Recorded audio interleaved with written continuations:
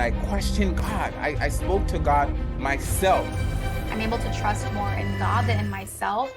And it's because he's proven to show up.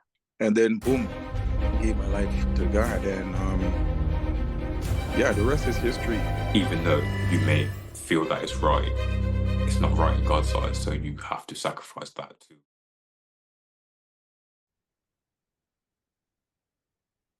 What is going on, everybody? Thank you so much for joining us here on From Crisis to Christ. These testimonies are bearing witness to the transformative power that lies in turning our faces to Christ. And we all know how hard that can be, but how important and essential it is. So join me in welcoming my guest. You know what? I'm just going to let him introduce himself and jump right into his powerful testimony. Go ahead, Andrew. Thank you for having me, Ellie. Good evening, or greetings and salutations to everybody out there. This is Andrew Stevenson, for those who know me. I'm so glad to be on this platform to at least talk or put my contributions towards this conversation regarding crisis to Christ. And that's so aptly named because that's where I was coming from.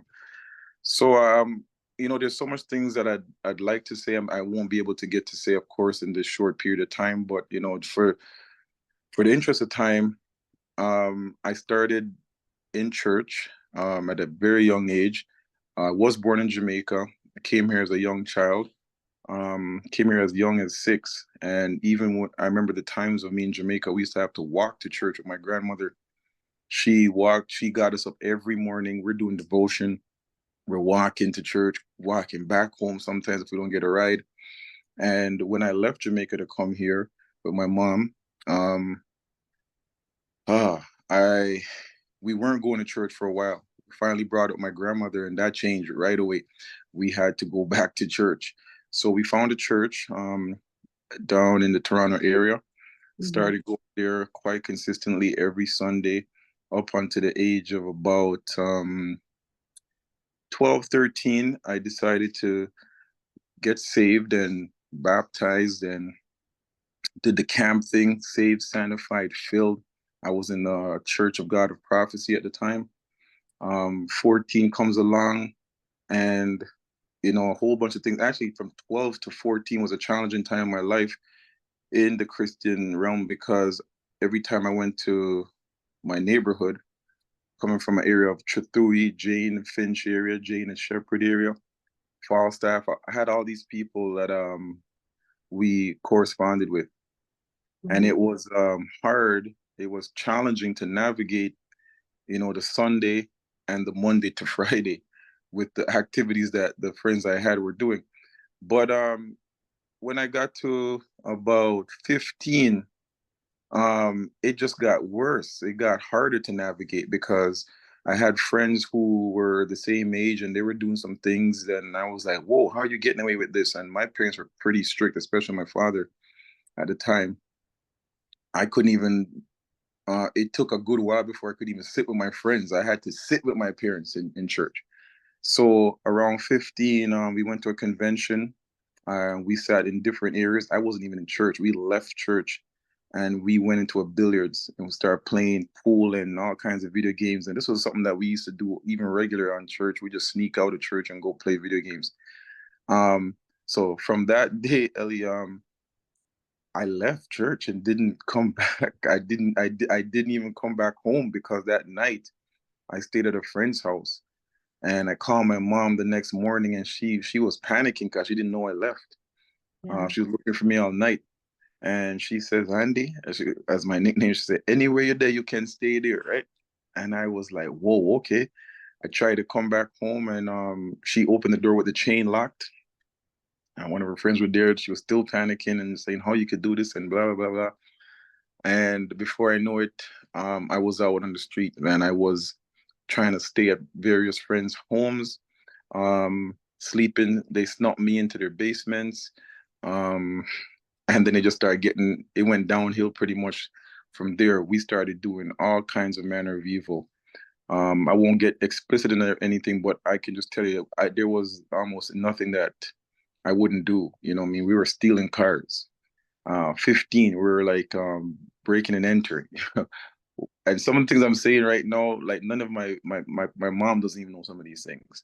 Only my wife will know some of these things. So I understand your position when you say it's very hard to kind of just come out and start talking about things in your life. Yeah. So I was conscious of that when when you approached me on this.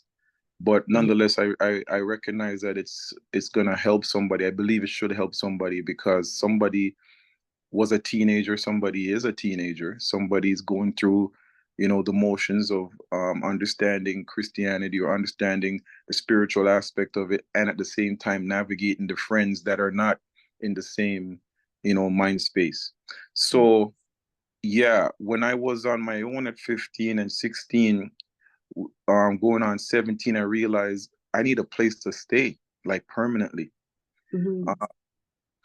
So a friend of mine that I managed to stay with him and his sisters up at Driftwood. We were up at Jane and Finch for a good while. And I felt bad because I was invading their space and they had young kids.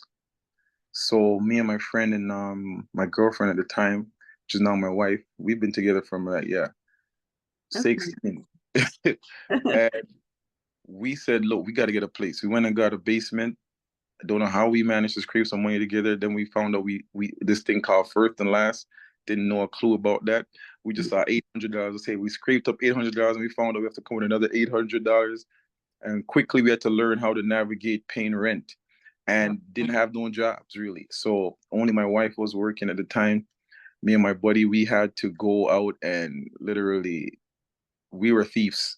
Okay, we did whatever. Um, oh my gosh, I can't believe I'm talking the story. I'll tell you my Hold on, first. let me ask you a question first. Yeah. When you were 12, you said you gave your life to the Lord, you got baptized. So what made you do that? Well, I think there was a lot of variables there, a lot of contributing factors because first of all, my mom and my dad, my sister were all in the one home. We had to go to church.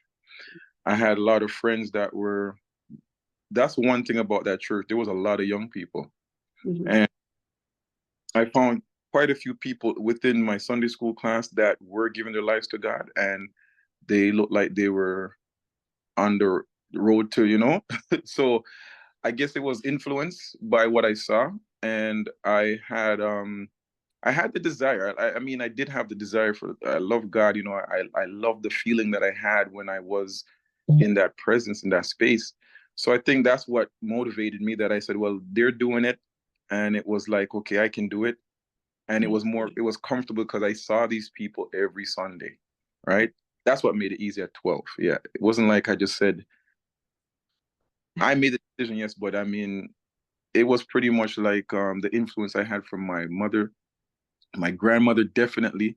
My grandmother was till this day, I mean, has been the rock for, you know, she has been the example, of on her dying bed, I seen what she professed in God. So she always had that in us, and I realized that it was something important. Yes. Okay. All right. So you were right at where you guys had moved in and you said your wife was working. She was the only one working at the time. We didn't have any jobs really. Oh Lord, school was like an afterthought now. Um, so we were in and out of school. Um, I found a way to get on student welfare at the time, and that was able to. I had to just sign a job sheet every week and hand it in or something, and we were getting some money that way. And then we had to find other ways, just down the block. So we were in Rexdale at this time when we first got our basement in Kipling and Steele's area, and that whole block, it was like a vibes, a party block. Like everything was happening. You want to go outside, there's man on the block, they're smoking, they're drinking, you know, music playing, all kinds of transactions happening. I mean, was into the street pharmaceutical acts, you know what I mean, at that time. So I picked that up quick, realized, okay, this is how you got to do it. I had to realize how much to spend, go back to market type of thing. I learned math, just Mm-mm. the high school Quick, thing quick, started eh? applying into my real life, right? And it Yeah. was all in the name of making money to pay this $800 a month, right? Mm-hmm. We did that for a while. We held parties just to sell beer and whatever, because we used to go to dances and see it. Go to the Jamestown dances, and we seen people like open their homes and selling beers. We're like, okay, we can do this. I mean, it got to a point where we were selling juice to little women with their child and whatever. Listen, man, there was nothing that we didn't hustle. We sold cigarettes, man. I mean, 25 cents for one. Just come to my door, knock my door, right? Yeah. So we got kicked out of that house because the landlords decided to bring their family in, and then we realized that they gave us the last month, so we lived on the last month. I'm trying to speed this up. We moved over to Kipling, and my grandmother, she's so intricate in my life. She subletted her apartment to me, and I was paying cheap rent, man, for 2 bedroom there at that time, 650, unheard of, right? Wow. So I moved into the same building that we used to see all these guys drug dealing and smoking weed in the lobby. And every time I walk by there, my grandma's like, "Look at these crofts, just I smoke the ganja and whatever," right? So, and I was like, "Yes, mother, yes." And it was so ironic that years after, when I got this place, I turned into those same crofts. I was now hanging on the block. I was now in the on the lobby, smoking in front of people walking and coming in, don't care. I mean, cursing, all kinds. I mean, it was night and day from when I was 12, now 16, 17. And that just went on for about 12 years, man, of me living this life of so much things, man. Like I said, it's just a lot of things. I'm just giving you the spiel, the short version of things that I've done Yeah. that I'm not proud of. But So where were your parents at this time? Like, what kind of role did they play in your life?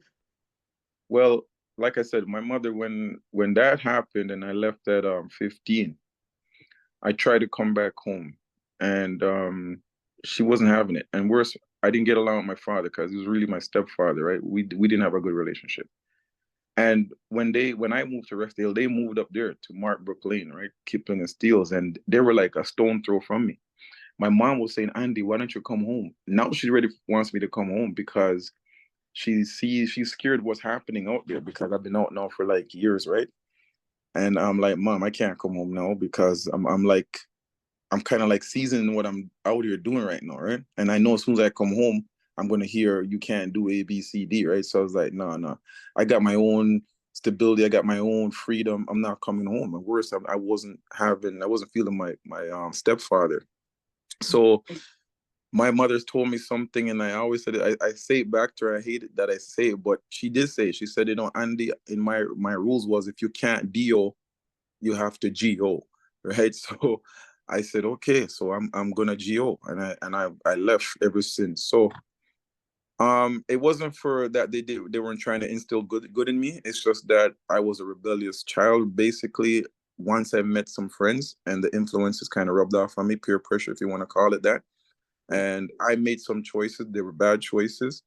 I had some fun along the way, but I had some scary times. I was one of the first to actually have a criminal record. That was a really bad thing, that my grandmother had to come down to a courtroom with my mother, with my mother-in-law.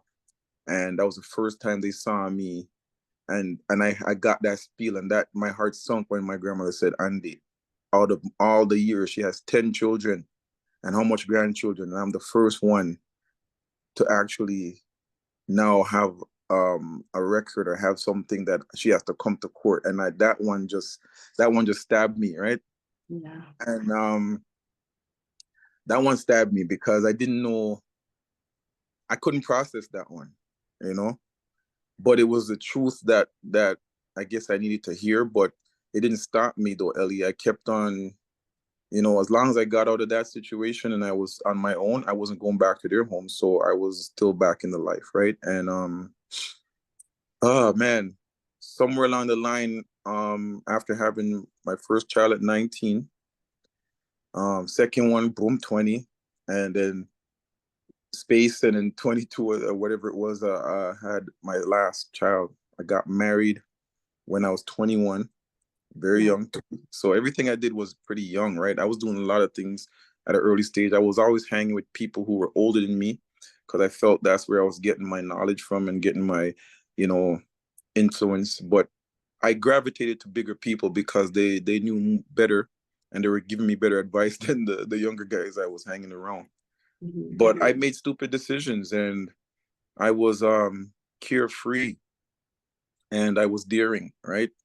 And I did a lot of these things that put me in some bad positions, and a couple of times I almost lost my life, and a couple of times, you know, really bad places. But the long and short of it is that somewhere along the line, I realized I can't live this selfish life anymore. And at 28, I had to give my life over to God. My wife first, funny enough, ironically, when I met her, she wasn't even saved. She never really went to church as I did. And when I think we had our last child is when she decided she's going to start going to church. So around 94, 95, she started going to church regular with the kids. I'm Mhm. out on the block and she's going to church. And when she comes on Sunday, she's gone and she have my mom to come in. And no, I'm like, I'm out here, I'm smoking and I'm doing whatever I'm doing. And one day I just said, okay, let me follow her. Went, and pastor spoke to me, and he said some powerful things to me, and I thought about it. And then I went back home and thought about it again. And I started thinking about my kids, looking at them. They're watching me. They're growing now. They're seeing me, friends coming over, and we partying, we smoking, we cursing, we're playing dominoes, we're drinking. And I'm like, nah, this can't be the life, for my kids. And I realized I was being selfish. I went back to the church again, and he said, listen, don't think about what you can't do and you're going to be a hypocrite. Just do it. And I remember I had a half ounce of weed at home still waiting to go home to.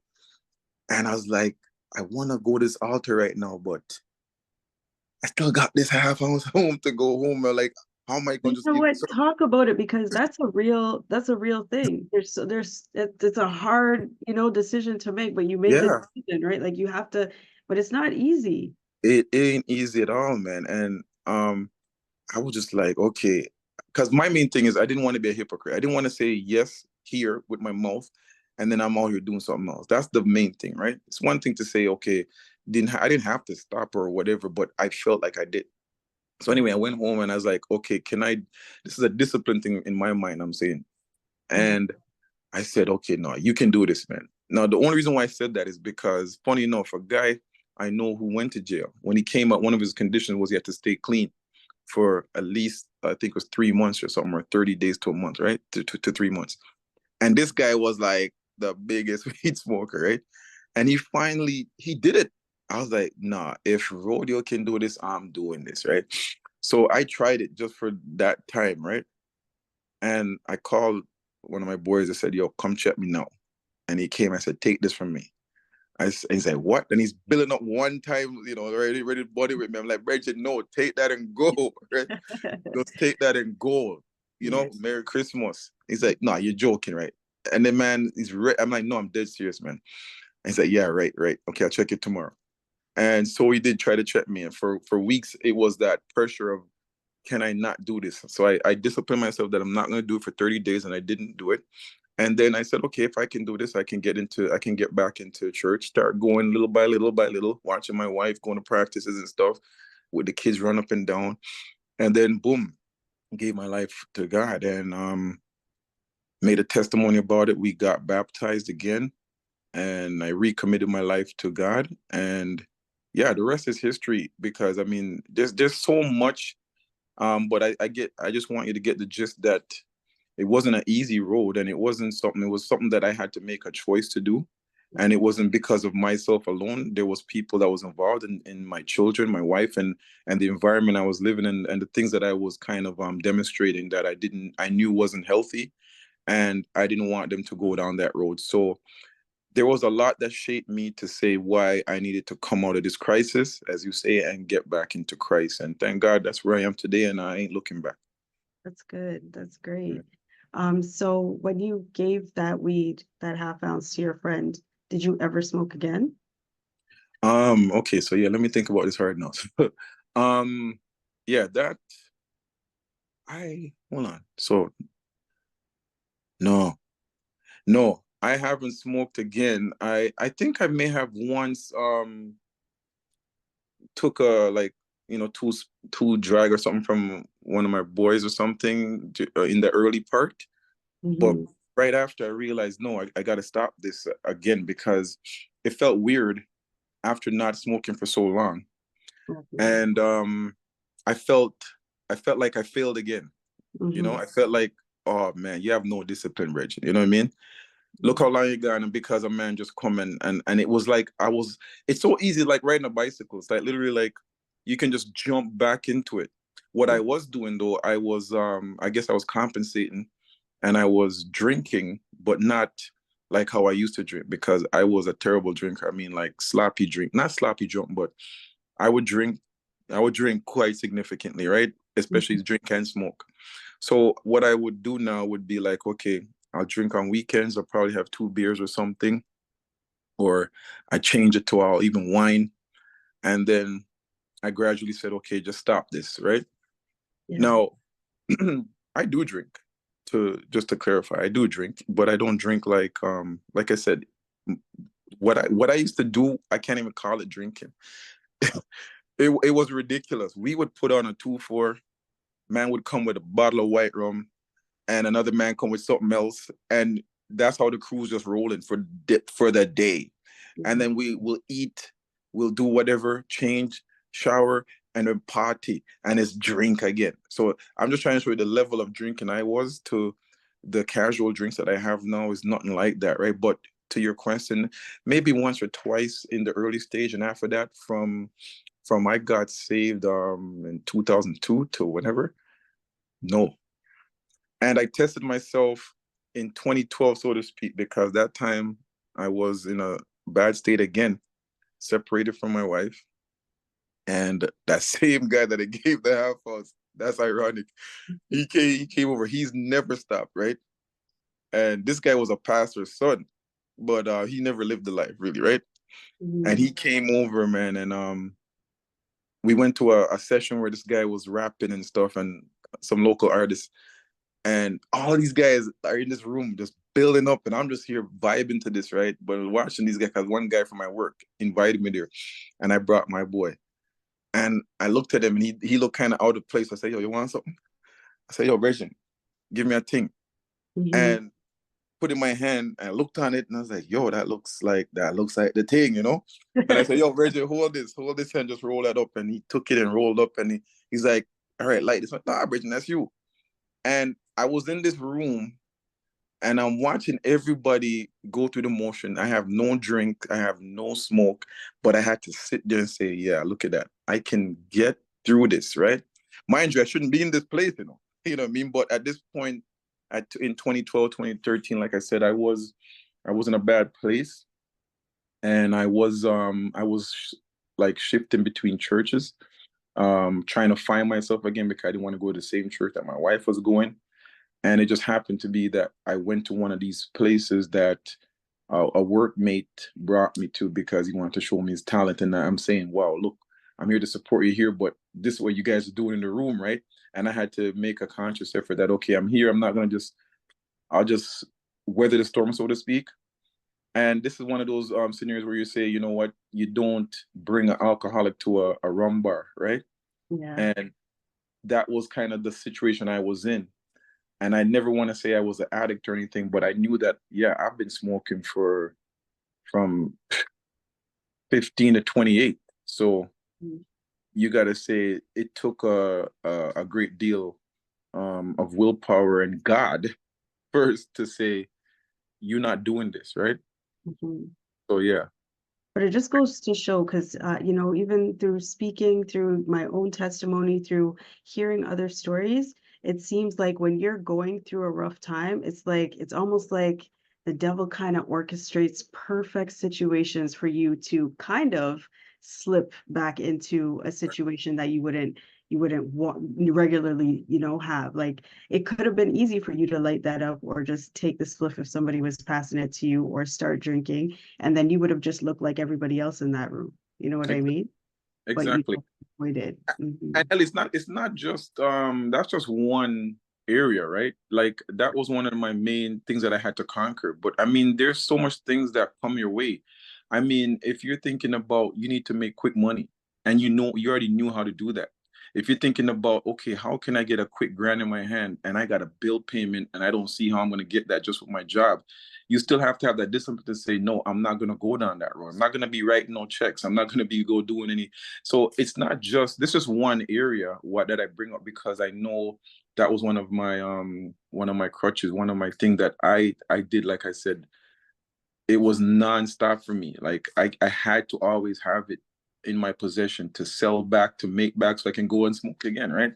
And that was one of the hardest things to give up. So yeah, to your point, whenever things you're trying to navigate your way through this and go on the spiritual side of it, the devil's always going to find a avenue or find a little crack that he can exploit, and that he's trying to get you to get back into. So it really, the onus is on you.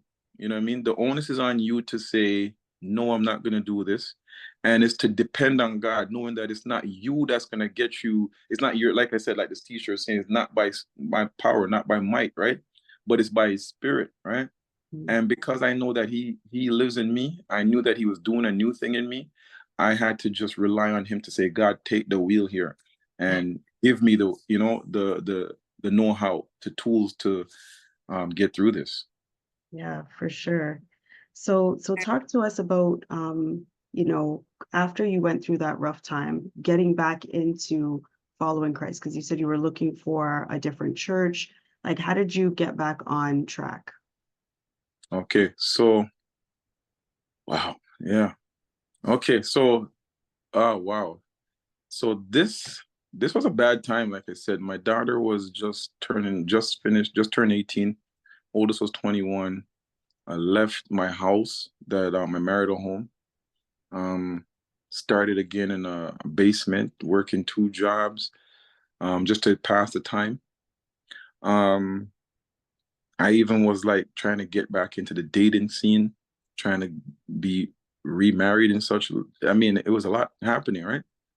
But I was still trying to say, I'm not going down this road of promiscuity, or trying to go down this road of, you know, I wasn't trying to go back to that old life. You know what I mean? So I had to find a way. And even some of the people that I was talking to, I realized a lot of these women had their own children. And bringing a man into their situation, it was hard for them. They had to. One in particular, a friend of mine, she said she never introduces any man to her child or her daughter until she knows for sure that this is going someplace, right? So I realized this is bigger than just trying to have gratification or satisfy yourself, or try to say, you know what, my virility is on in question here, or no trees are growing on my face, or I know there's a lot going on. But how did I navigate? How did I find a place? I guess what I can say is that when I stopped thinking about those things, when I stopped thinking about how am I going to satisfy myself, how am I going to please myself, how am I going to feel like I'm wanted again, how am I going to feel all these things, it was getting confusing. It was work, talking, trying to navigate. Oh, I'm going to meet somebody and then try to understand them, meet their new family. Like, when it sank in for me, Ellie, was when a lady invited me to a Thanksgiving. This would have been the first Thanksgiving that I would never celebrated with my children or my family, right? And I was like, I don't know these people. I know you, but I know these people, right? So now I gotta go learn these people. I gotta go meet new people. I was like, no, you know what? I'm good here. Trust me, I'm good. I'll be here by myself. No, it's not good for you to be. Then the Christmas rolled around and person called me. Oh, I know you're gonna be here. Just come on. No, I'm good. I'm good. I really want to be by myself. So I realized, you know what? I can't have this. So I shied away and I kind of just put everyone on the back burner. And then I said, okay, God, it's me and you again, right? And I was like, okay, God, I'm just gonna work. I'm gonna come home, do my laundry, do my exercises, and boom, go to church. And it's me and you, God, me and you, God. And that went on for a good while. I stopped trying to church hop and found one consistent church. Mhm. And then going there, I was liking the praise and worship, and I was liking the word and such. And I knew a guy from my work that went there too. So I started feeling comfortable there, and I felt good about myself because I wasn't in that danger zone, so to speak, to say, oh, I'm gonna lose it. I'm gonna, you know, slip and just fall into this rut. So since woman wasn't the focus anymore, it was okay, God, it's me and you, and get my life right. I had to get myself right, my mind right, or else I couldn't be a good father for my children. When I saw them, I couldn't be in a space where I can tell them, okay, there's somebody. I don't have to tell them that. I can say, look, I'm still here standing. Things weren't good, but I still love your mother and I'm still here and whatever. So when that happened, it's like immediately, like you said, God just started downloading some stuff. He started showing me some places to go. He started showing me some things to take care of, right? Yeah. And the rest just, it was like crazy. Months after that, I get a call from my wife. We weren't even separated. We were separated, but we weren't divorced. And she says to me, my son needs to move because he was in Cape Breton studying at university, finished school, and we had to move him out to campus now, and he was bringing him back home. And that drive was about 17, 19 hours drive. She's going to do this by herself. I'm like, are you nuts? I said, no. You don't have no one else to drive you? She goes, no, no, no, I'm going to do this. I said, and she was adamant on doing this. And I'm like, no, I'll do it. I'll run the drive with you. And that was just the intention, was to drive up there with her. And the first 6 hours, we had nothing but time to talk. And it's like, I was laughing because everything she's saying is what I was saying a year, 2 years ago. And now you're on my page now. So I said, okay, God, you're hilarious, man, because let me just listen. I talk a lot, like you can hear that I talk, right? But I'm listening, I'm saying, whoa, God, is this real? So we drove halfway there, and we were cautious, both of us. But I realized that we were getting back on the same page mentally, or at least with our conversations. And this could have not happened if I didn't say, put away everything and just say, God, it's me and you now. So when I got this vertical going, then everything else horizontally just flowing too, right? I'm telling you, Ellie, ever since that day, everything just kind of like it just refixed, Yeah. because we said, okay, we got to start over from scratch. Every violation, we're putting that behind us. We recommitted our lives. We said we're gonna get remarried. We did our vows over. We sold that house. We got a new house.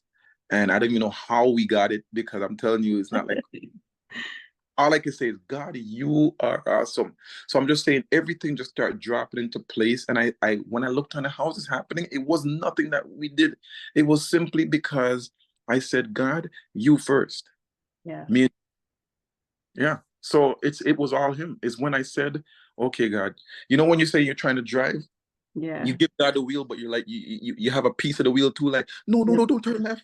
It's like God just say, okay, when you're ready, just let go of this wheel. Yeah. And I just say, okay.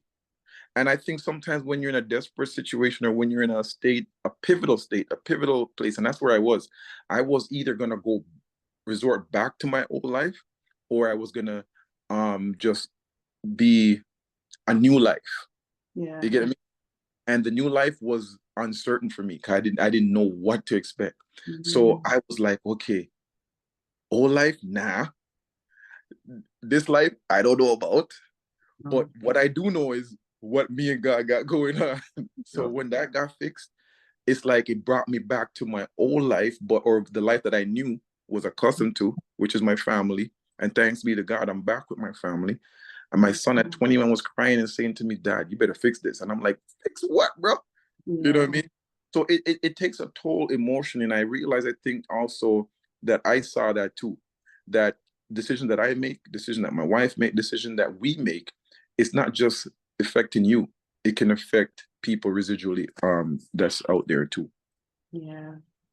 I hope that Gee. answers the question, sir. Oh, yes, definitely. That answered it. But like let's talk about the strength that it takes to actually stay committed to that relationship with God. Because sometimes, you might say like, yes, okay, God, it's just me and you, but it's hard to Yeah. stay focused and, like you said, let him take the wheel and actually put your hands to the side and let him make all the turns, you know? Yeah. I would never tell anybody that I have that formula or anybody has the formula. Like I said, the onus again is back on you, right? Because God gives us free choice. He gives us that ability to make choices, right? So when you get into a jam, you can't say, "Oh, God led me down this road," right? So you have to always go back and say, "Okay, how did I get here, or why did I get here?" Right? Yeah. One of the models I live by, and I tell my children, is that it's not what happens to you in life, but it's how you respond. And I keep singing that, and I've used that to when I give it as an example. I also have to live that myself, because if I tell my sons this, my daughter this, and I'm not living it, it's like I'm just. It's like, do as I say, but not as I do, right?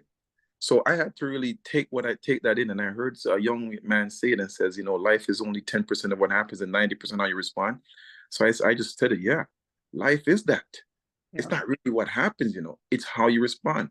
You see people who are cancer survivors, you see people who got shot, you see people who lost their speech or something, and they're still managing. You see people who don't even have feet and they're surfing. Yeah. I don't know if you see if you don't I don't know if you see these videos, right? People don't got limbs, man, and they're doing things you're like, what? I know. So come on now. Come on, Ellie. Seriously, right? So when Yeah. you think about what you gotta say, hold on, I'm blessed. Yeah. You know what I mean? It's not that bad. It's bad, but Yeah. it could be worse. When you think you got it bad, somebody else got it worse than you. So I think that's how I took it, and that made me say, okay, commitment is the marriage part of it is one thing, but God is hilarious too, again, because if he wants to teach you obedience, he may give you children Yeah. to say, hey, you see what you were doing to me, yeah, get a little dose of that. So when I got grandkids now, Ellie, I laugh because when my kids you see what I was saying, and I say to myself, okay, God, you're funny because this is exactly what you're trying to tell me, right? Yeah. So it's kind of, it sounds too easy, but it's really on you to say, you know what, I have to make that conscious effort to say, I'm gonna stay committed. When people are talking about marriage, they think about the roses and the veil and the beautiful gown and the decorations. Marriage is work. I was just telling the brother the other day, it's work. You gotta work this thing, man, till the wheels fall off, literally, right? And hope it don't fall off, right? You gotta put in work. It's not just coming here. You gotta be the one to take the sorry sometimes. You gotta be the one to say, I'm sorry, even when you weren't wrong, or you feel like you weren't the one who started this conversation. You have to be the one to say, okay, I may look a little soft to my regimen, but I don't business. I need to keep this union. It's only us 4 foot in this bed, right? No one ain't gonna be out here trying to. So these are things that I had to learn. Um, and as the song says, experience teach wisdom. Mm. So with your experiences, you got to learn from them. And unfortunately, we have short memories, and sometimes we go back to those places that we don't want to go. Sometimes maybe it's arrested development or whatever. We're happy in a place, right? We know a vice that will keep us, or yeah, I'm gonna get our meds, or whole a little vibes, whatever, for that little 10 minutes, but it's temporal, right?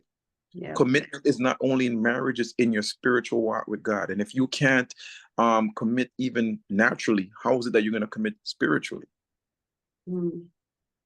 Jeez. Okay. Yeah, sorry, man. I know I blabbing. No, but it's true. It definitely it is true. It's important for people to understand, because when people talk about getting married, they're talking about all the frills, and they're talking about, how many people they're gonna have, or what venue it's Yeah. gonna be, or what they're having at the midnight buffet, but they're not really talking about 20, 30 years down the line and how to Right. keep it together. But a lot of times, like you're talking about this, but a lot of times, there's not a lot of people that talk about that. Even when you ask a lot of the elders for advice, they're not always so keen on telling you how hard it can be to keep things together and how you have to put Christ at the forefront of everything. So, No, you're absolutely right. I've asked pastors. We had a panel one time at I believe it was a marriage couple or marriage retreat, and there were some pastors there. And the question I asked the pastors was, who is it that you go to speak to when you guys are in trouble or you got a problem? Because everyone's always coming to you. Who do you speak to? And that was a big pause, right? yeah. Because a lot of times they're shouldering so much things, right? Mhm. So I understand what you're saying, because growing up, some of those things were taboo subjects for us. Sex Right. was not something that we talked about so openly, right? Money wasn't something that we talked about, or dating, or women and being independent, man being independent. We didn't talk about those things so head on. I Mhm. think now, with the young people we have, the children that you have, I'm sure they're asking you some questions that you probably didn't have the nerve to ask your folks, right? 100%. Sometimes I gotta Yeah, just turn my face and be like, oh my gosh, and then turn back there and you ask go. a question because it's like I That's have right. to answer. Go. There you go. Yeah, but you're right. You know what, times are changing and the conversations are becoming more easy to have with our kids because we know what situations we ended up in because there was that lack of conversation. So, Yes. mhm. So talk to us about your favorite scripture. You probably have a lot, Oh, but yeah. which one do you kind of, or which two do you kind of like gravitate maybe on a daily basis? On a daily basis. I mean, there's a lot of scriptures. There's a lot of scriptures I love. And I think over the years, some of the scriptures may have changed based on situations. My one of my favorite scriptures was Proverbs 3. I think it's 5 and 6, where trust in the Lord with all thine heart and Mhm. lean on your own understanding. In all thy ways acknowledge him, and he will direct your path. That sounded like a nice, um, you know, thing to live by. And I was like, can I live up to this? Right? But Mhm. I love that scripture because it makes perfect sense. But I think two scriptures that I'll say that I really draw upon is, I think, Psalm 37. I'm not really great with all the exact passages, so bear with me, but I think it's Psalm 37 where David says, I've been young but now I'm old, but I've never seen the righteous forsaken nor his seed begging bread. And I Mhm. love that, because that tells me, then that gives me hope that even in his young days, God never forsook him. In his older days, God never forsook him. And he's never seen the righteous forsaken. So that tells me, that helps me with my commitment to say, I'm going to stay committed because God ain't going to forsake me. And the one that I champion is, I think, 2 Timothy 1:7. For God has not given you the spirit of fear, but of power, love, and a sound mind, or self-discipline, right? Because I love that, because that means that anytime I feel like timid or fearful, I can say, hold on, this doesn't come from God. Devil, get thee behind me. This ain't God's business here. God has not given me no spirit of fear. So I Right. ain't fear nobody but God, right? So Mhm. that's my go-to right now. Right. And so, like, what does God mean to you? God means everything to me. I cannot do nothing without God. He is the head of my life. When I think of God, I think of mercy. I think of all the times that I asked for a second chance.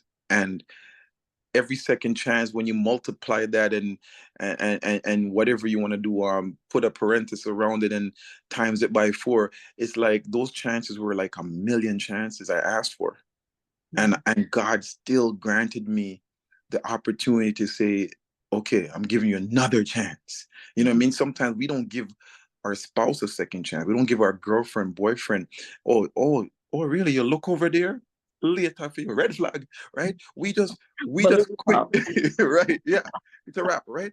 Mhm. So when I think of God, I think, man, God, you are awesome.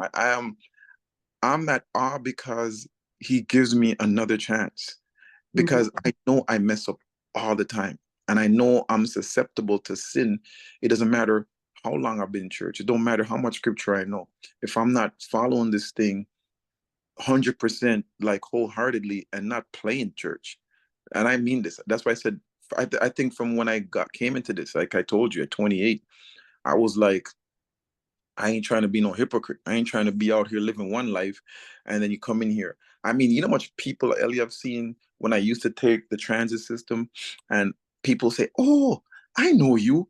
I see people who've grown now, and they said, "Oh, you used to be my Sunday school teacher." I'm like, "Oh yeah, oh, have a blessed day." And I'm like, "Who that person?" You know what I Oh mean? Because God. their face have changed. So I'm saying you have to live a life, because you might think you walking past. That's the difference when I wasn't a Christian. Eh? I Mhm. would buy my weed, cuss anywhere, drink anywhere, walk past. I don't care if it's in the building.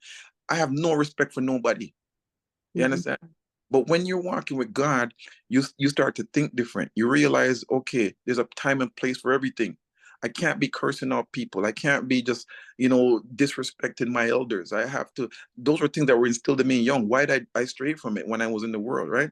So yeah, I have to think way different. So when I think about God, I mean, like, I'm at awe. He's everything to me. Yeah, yeah.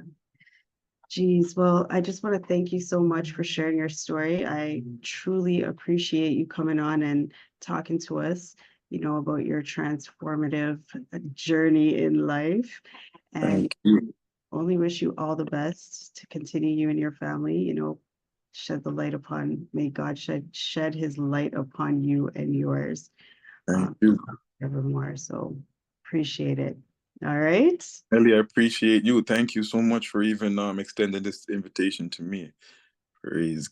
And I wish you continued success in what you're doing. And I know you're doing a great work out there. So God bless you too, and all your forums that you're on. Thank you very much. Would you like to, pray us out? For sure, no problem. All right, just agree with me. Father, I thank you tonight. I thank you for this opportunity that I can just shoot the breeze and just talk to, Lord, your daughter. I thank you, oh God, for this platform. And I pray, oh God, right now that you will continue to bless and expand her territory, Lord. I pray that you will enlarge her territory in everything that she shall touch and do, oh Father, Lord, that you will show her the way, oh Father. Thank you that, Lord, she's tapping into the things of you, oh God, also. And everything that she does, Lord, I pray, oh God, that you will bless her hand, bless her family, oh Father, Lord. Pray, oh God, that you will continue to bind us with cords that cannot be broken. Father, we thank you for what you've done, Lord. We thank you for what you're doing, and we thank you for what you're even about to do.